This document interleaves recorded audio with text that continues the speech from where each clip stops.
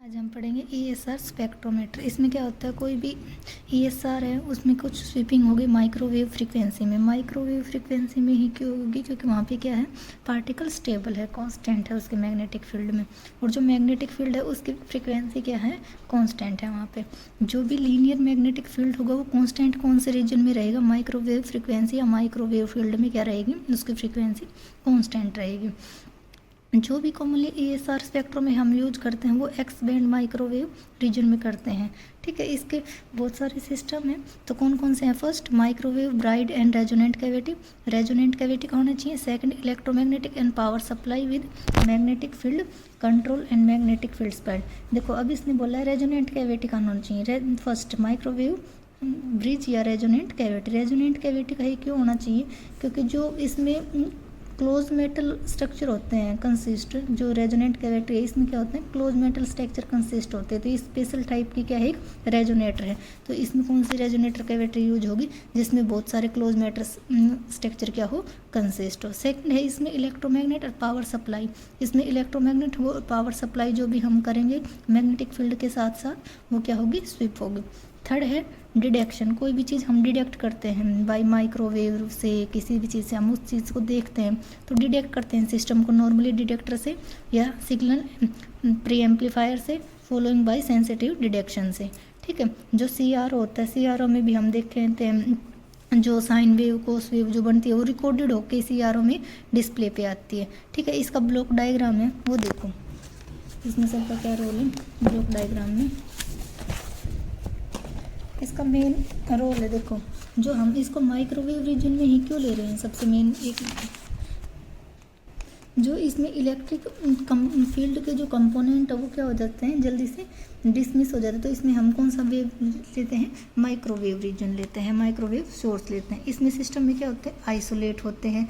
उसके बाद वो कहाँ जाते हैं, रोटेटिंग टाइप्स में जाते हैं, जैसे शटर में गए, फेज शिफ्टर में गए, फिर डिले लाइन में कन्वर्ट होंगे।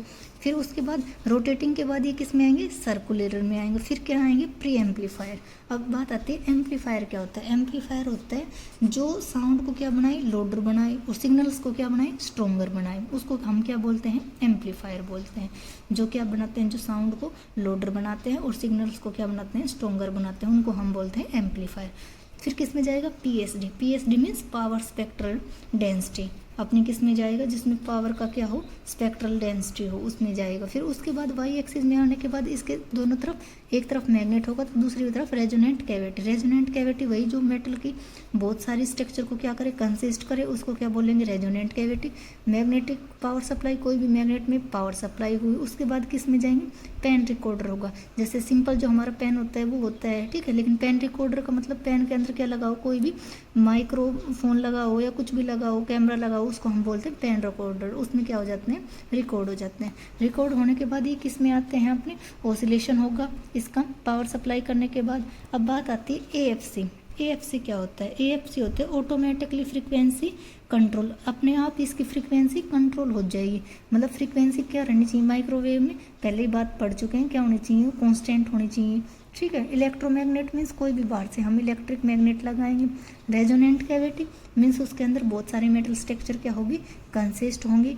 कोई भी मैग्नेटिक पावर सप्लाई करेंगे। फिर किस में जाएगी, PSD में। वहाँ पे पावर स्पेक्ट्रल लाइंस होगी, एम्पलीफाई होगा, मीन्स वहाँ पे सिग्नल्स क्या होंगे, स्ट्रोंगर होंगे, या फिर यह बोल सकते हैं जो भी साउंड वगैरह है वो क्या होगी, लोडर होगी।